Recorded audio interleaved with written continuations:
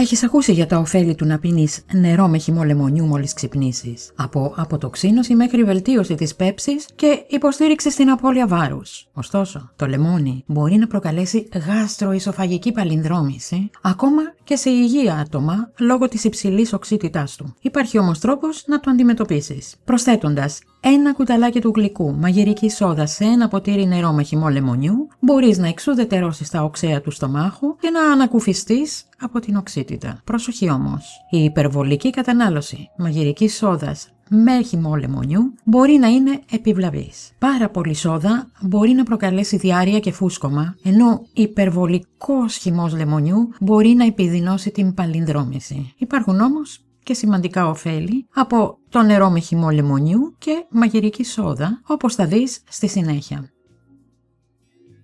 Είστε στο πολυθεματικό κανάλι Μέα Κόλπα και πριν συνεχίσουμε θυμηθείτε να κάνετε εγγραφή όσοι δεν το έχετε ήδη κάνει, να μας δώσετε ένα like, να κοινοποιήσετε το βίντεο και να ενεργοποιήσετε το καμπανάκι για να ενημερώνεστε άμεσα για τα καινούργια βίντεο.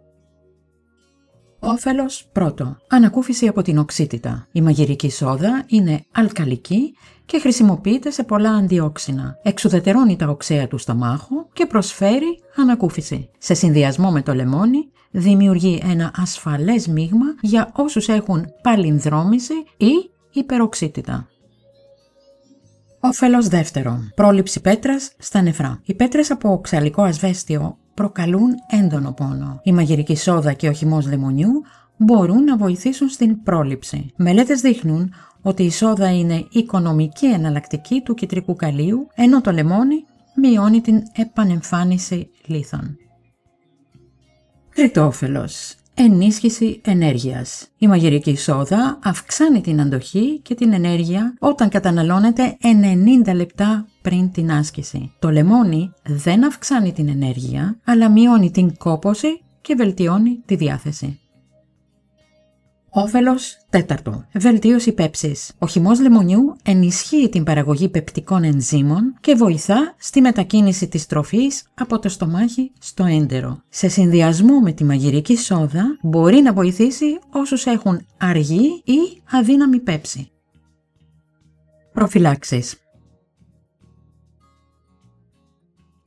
Η υπερβολική χρήση μαγειρικής σόδας είναι επικίνδυνη. Μπορεί να προκαλέσει αλκάλωση, ναυτία, πόνο στην κοιλιά, υπνηλία, αδυναμία, ακόμα και σπασμούς ή κόμμα σπανίως. Μην καταναλώνεις πάνω από ένα κουταλάκι του γλυκού σόδα ανά ποτήρι. Μην πίνεις αυτό το μείγμα μακροχρόνια.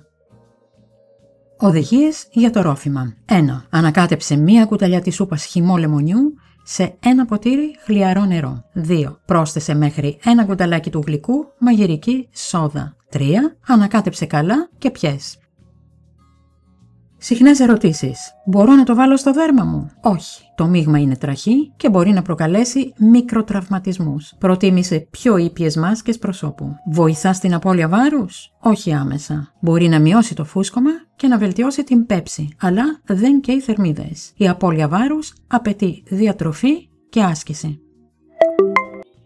Σε αυτό το βίντεο αναφερθήκαμε σε 2 σημαντικά υλικά που έχουν πολλές σημαντικές ιδιότητες και χρήσεις. Στο κανάλι μας υπάρχουν αρκετά βίντεο και για τα 2 αυτά υλικά. Πάρτε μια γεύση και αν κάποιο από αυτά τα βίντεο σας ενδιαφέρει, θα βρείτε τους σχετικούς συνδέσμους από κάτω στην περιγραφή.